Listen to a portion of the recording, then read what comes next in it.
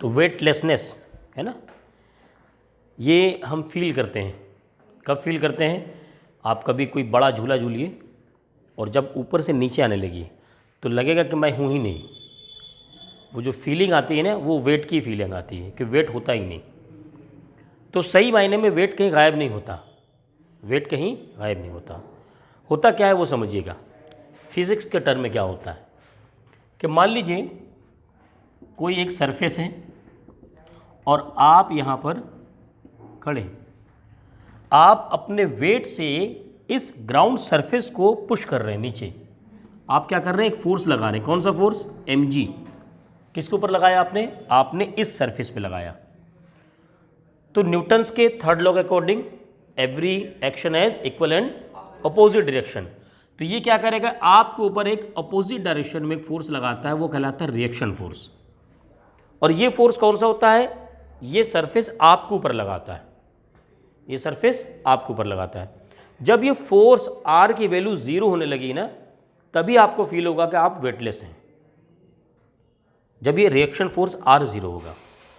किस केस में होता है अभी उसको डिस्कस कर लेते हैं, है ना, कि वेटलेसनेस कब आती है, कब ये आर की वैल्यू 0 हो जाती है, उसी को भी डिस्कस करते हैं। तो वो कब फील होता है? चलिए एक केस ले लेते हैं, लिफ्ट का केस। मान लीजिए कोई लिफ्ट है और ये लिफ्ट इस तरीके से बंधी हुई है रस्सी से, ये स्ट्रिंग है, और आप यहाँ पर इस लिफ्ट में हैं। अगर आप, ये लिफ्ट क्या है, वो नीचे आ रही है अभी, और किस से? ए एक्सेलरेशन से ये नीचे आ रही है।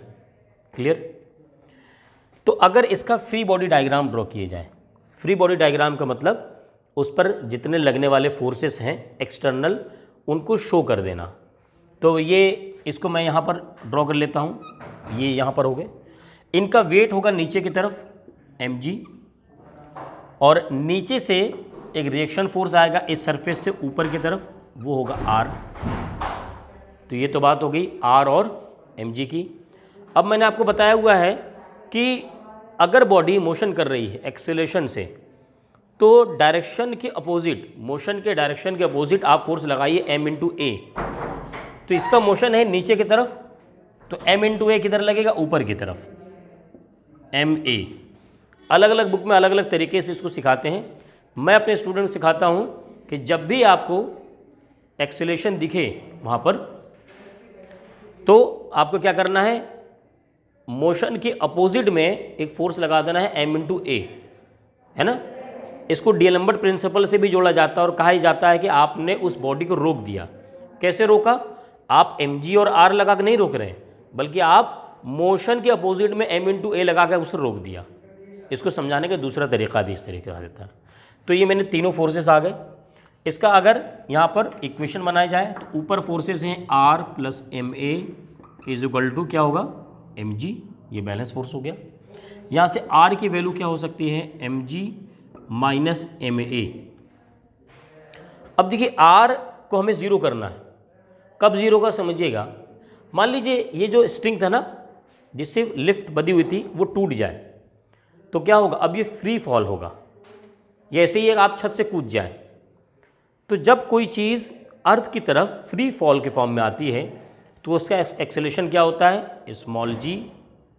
स्मॉल जी से आएगा। इसका मतलब इफ स्ट्रिंग ब्रेक्स, क्या होगा? कंडीशन ऑफ फ्री फॉल, तो क्या होगा? A is equal to g हो जाएगा। यहाँ पर A is equal to g put कर देते हैं, R mg minus mg, reaction force आ गया 0। और मैंने आपको बताया था कि जब रिएक्शन फोर्स 0 आ जाए उस वक्त आप वेटलेसनेस महसूस करेंगे, फील करेंगे। तो जब भी आप फ्री फॉल के फॉर्म में नीचे आएंगे आपका वेट कम होगा, 0 फील करेंगे आप। अच्छा, क्या ज़रूरी है कि सीधे 0 ही फील करें? कम नहीं फील कर सकते? हाँ, कम भी फील करेंगे। कब कम फील करेंगे? मान लीजिए आप लिफ्ट में जहाँ खड़े हैं ना, यहाँ ये एक वेट मेज़र करने की डिवाइस है। तो देखिए अगर ये लिफ्ट रुकी रहे, अगर लिफ्ट रुकी रहे, इफ़ लिफ्ट इज स्टेशनरी। समझिएगा इसको कॉन्सेप्ट। अगर ये रुकी है तो क्या ये ma लगेगा? नहीं, नहीं लगेगा। अब फ्री बॉडी डायग्राम क्या बन जाएगा? ऊपर बनेगा r, नीचे बनेगा mg और r is equal to mg। आपका टोटल वेट दिखाएगा जो रिएक्शन फोर्स इस मशीन में वो दिखाएगा mg। मास आपका होगा g होगा, हाँ रुकी रहेगी, तो ये एक्चुअल वेट आपको दिखाएगा। हाँ अभी वो केस लेते हैं। एक केस हमने क्या लिया कि जब ये रुका हुआ है तो ये ओरिजिनल वेट दिखाएगा आपका। इसी केस में आते हैं। इस केस को पहले समझिए। स्टेशनरी है तो ये केस आएगा और इस वक्त आपका एक्चुअल आ जाएगा। अब मान लीजिए वो क्या कर रहा है, lift is moving downward with acceleration a। तो अगर लिफ्ट नीचे मूव कर रहा है तो मैंने क्या कहा था भाई, नीचे होगा वेट mg, ऊपर होगा रिएक्शन r, और अगर नीचे जा रहा है तो मोशन के अपोजिट में कौन सा फोर्स दिखाना होता है, m इंटू a। ठीक। अब देखिए इस बॉडी इक्विलिब्रियम में है, ऊपर दो फोर्स लग रहे हैं r प्लस ma, नीचे एक फोर्स लग रहा है mg। यहाँ से r की वैल्यू अब mg ना आकर के mg माइनस ma है। इसका मतलब आपका जो एक्चुअल वेट है उसमें कुछ पोर्शन कम किया जा रहा है, डिक्रीज किया जा रहा है।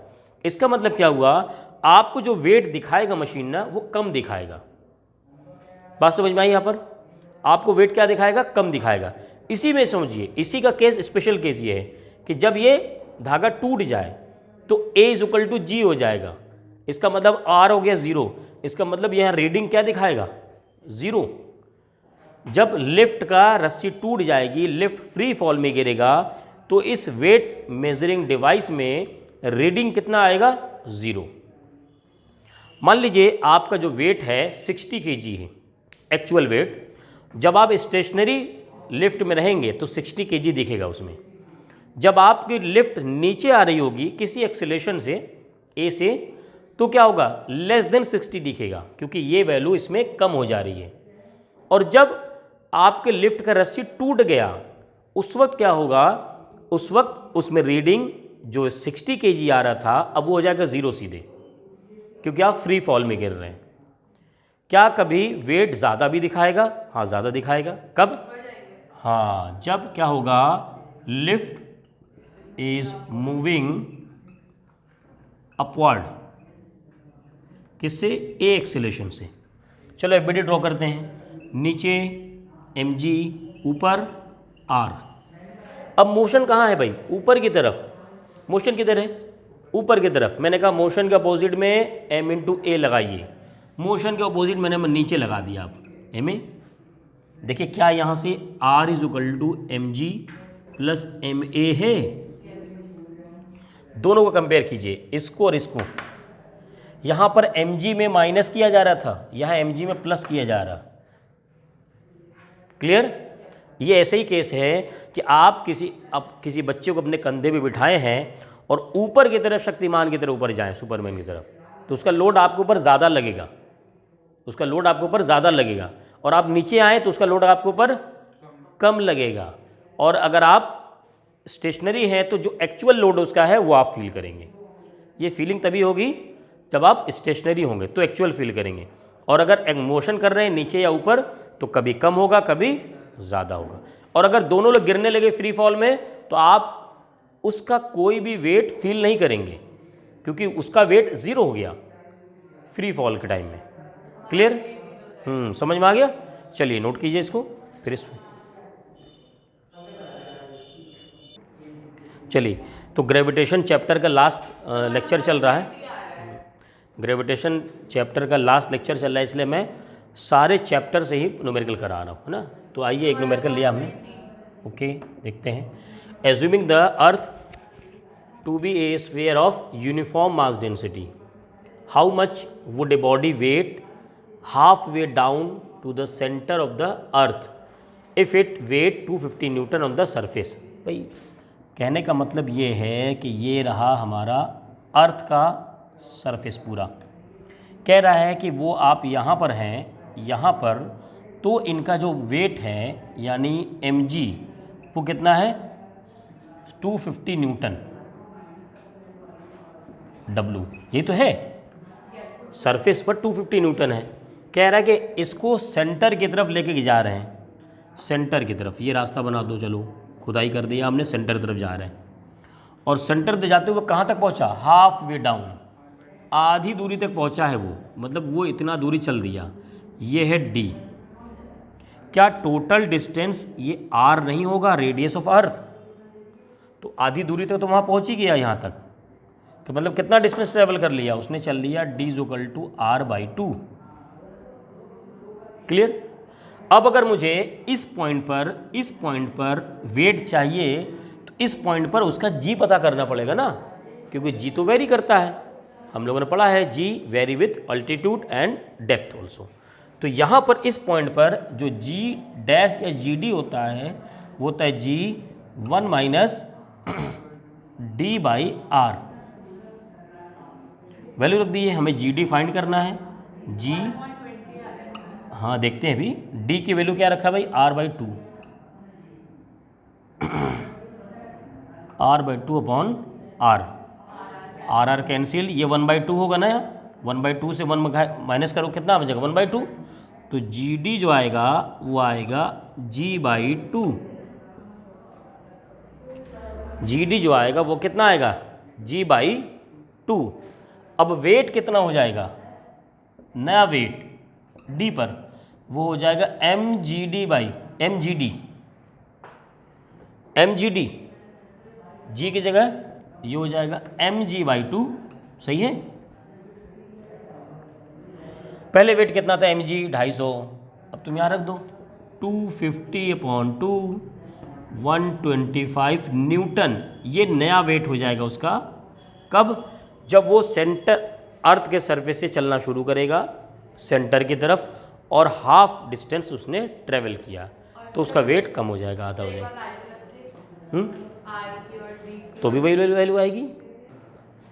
चलो सेकंड न्यूमेरिकल देखते हैं, है ना। अभी मैंने जो न्यूमेरिकल लिया है वो एल्टीट्यूड के लिए लिया है, हाइट पर। कह रहा है ए body wait 63 Newton on the surface of the अर्थ। तो अर्थ के सरफेस पर अगर दिया हुआ है तो मैं कह देता हूँ W, वो है W=m/g, वो दिया हुआ है 63 न्यूटन। कन्फ्यूज़न होता है कि सर ये न्यूटन में दिया हुआ तो मास है कि वेट है, न्यूटन में दिया हुआ तो वेट है, m/g है। कह रहा है what is the gravitational force on it due to the earth at a height equal to half of the radius of the earth. कह रहा है कि अर्थ है और अर्थ के रेडियस ये रहा r, यहाँ पर उसका वेट आपको गिवन है सरफेस पर। कह रहा है यहाँ से इसको ऊपर लेकर गए, ऊपर यहाँ तक लेकर गए, हाइट h तक लेकर गए, वो हाइट कितना है वो R/2 पर लेकर गए। तो यहाँ पर आपको WH पता करना है, WH पता करना है, ठीक है। WH कितना हो जाएगा mgh, ये हो जाएगा mgh। अब अगर मैं gh पता कर लूँ तो मुझे पता चल जाएगा। अच्छा, कई बार क्या करते हैं, समझिए ध्यान, हाँ बात को समझिए। यहाँ पर जो वेट है वो है mg, वहाँ पर वेट है वो है mgh। तो मैं gh पता करना चाह रहा हूँ। ऊपर बढ़ने पर g की वैल्यू चेंज होती है, और वो फॉर्मूला मैंने यहाँ लिख रखा है। ये फॉर्मूला तब लगता है जब g और r में बहुत ज़्यादा डिफरेंस ना हो, और अगर g क्या करे, h और r में अगर h is less than r हो, उस वक्त क्या करते हैं, ये फॉर्मूला नहीं लगाते।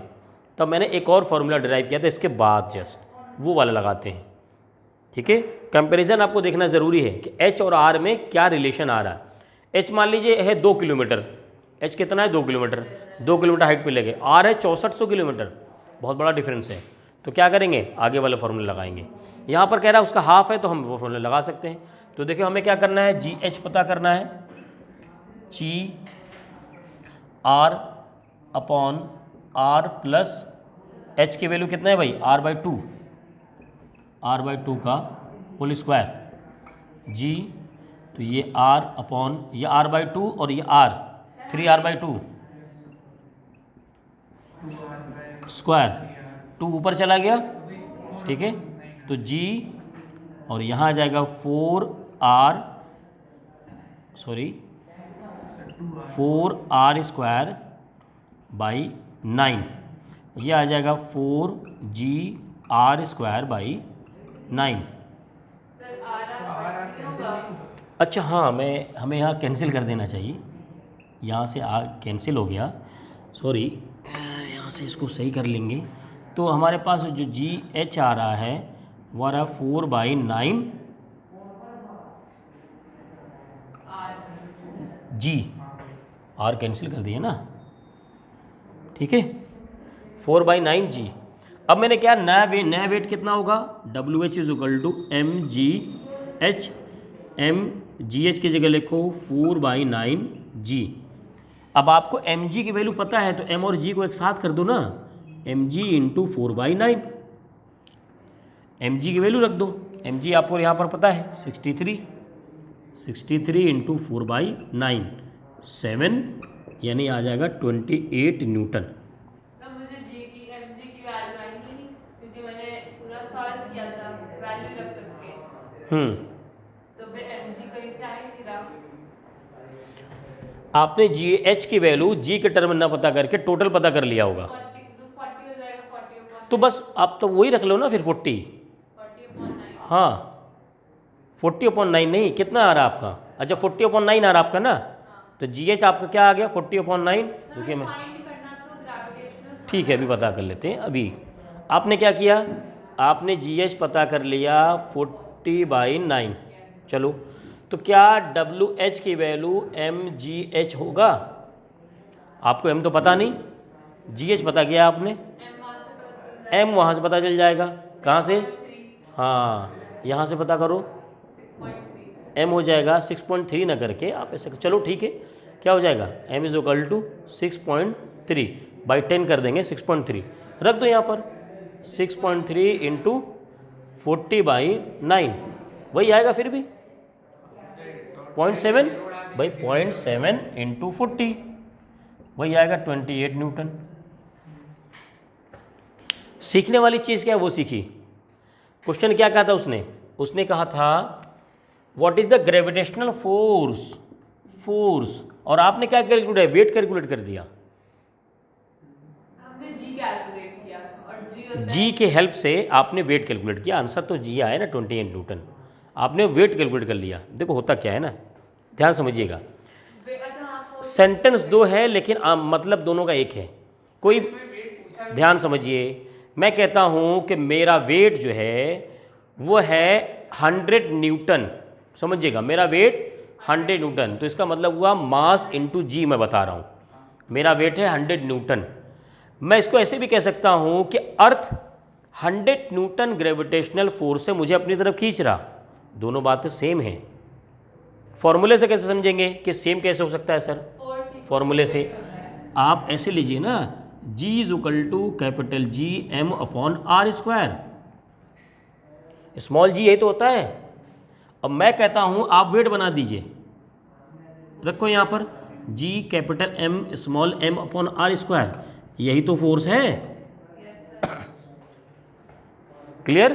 तो कभी भी क्वेश्चन में आ जाए वो फोर्स पूछे तो भी समझिएगा कि आपको उसका वेट फाइंड कर लेना है, और वेट अगर पूछ रहा है तो समझिए फोर्स फाइंड कर लेना है, ये दोनों चीज़ें सेम है। चलिए तो ये नहीं समझिए इसको, ये जो न्यूमेरिकल है ना, orbital velocity plus gravitational potential energy, इन दोनों का कॉम्बिनेशन है ना, कैसे कॉम्बिनेशन है समझिएगा इसको। कह रहा है a satellite orbits the earth at a height of 400 kilometre above the surface, यानी कि ये हो गया अर्थ और यहाँ पर ये इसका ऑर्बिट है, तो ये हो गया सैटेलाइट हमारा। कह रहा है यहाँ से यहाँ ये h हाइट पर है कहीं, ठीक है, और ये h आपको गिवन है 400 किलोमीटर यानी 400 इंटू 10³ मीटर। ठीक है, कह रहा है how much energy must be expended to rocket the satellite out of the earth gravitational influence, mass of the satellite, बाकी डाटा गिवन है। देखो एक बात समझो, जो इसमें जो एनर्जी पूछ रहा है ना, हाउ मच एनर्जी, तो जो एनर्जी कौन सी चाहिए, एक तो इसके अंदर ग्रेविटेशनल पोटेंशियल एनर्जी आएगी, ग्रेविटेशनल पोटेंशियल एनर्जी, प्लस इसके अंदर होगा हाफ काइनेटिक एनर्जी, सॉरी यहाँ मैं काइनेटिक एनर्जी लिख दूँ, काइनेटिक एनर्जी, दो एनर्जी होंगी, वैल्यू रख देते हैं। ग्रेविटेशनल पोटेंशियल एनर्जी फॉर्मूला क्या होता है भाई, g capital M small M upon r square, r होता है सिर्फ। अब आर क्या होगा, वो अर्थ के सरफेस के लिए था, ये अर्थ के सरफेस से हाइट एच पर है, हाँ माइनस एच होता है, तो यहाँ माइनस होगा, ठीक है, plus half M V naught square, orbital velocity से है तो वी नॉट स्क्वायर। अब क्या हमें वी नॉट की वैल्यू पता है, फॉर्मूला पता है ना, क्या होता है, under root G M upon capital R plus H, ये होगा इसका स्क्वायर। अब अंडर रूट हट जाएगा, आगे हटा देंगे, अच्छा यहाँ मास, यहाँ बाहर होगा ना, हाफ स्मॉल एम, तो देखो क्या बनेगा, जी माइनस में है small M R plus H, और यहाँ हो जाएगा प्लस हाफ, इस एम को इसके साथ ही लिख देंगे हम, capital M small M upon R plus H.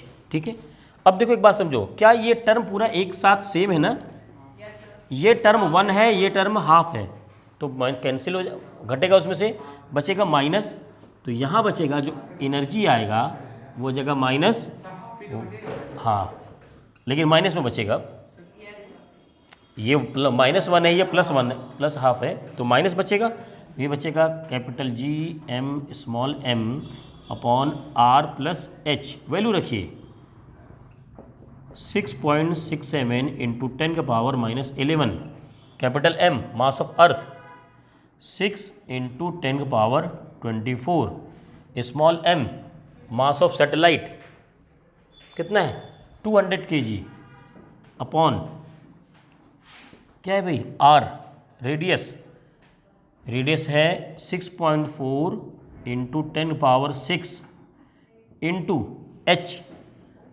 दिया हुआ था हमारे पास 400, वो भी किलोमीटर में था तो हमने मीटर में कन्वर्ट कर दिया था, 400 इंटू 3।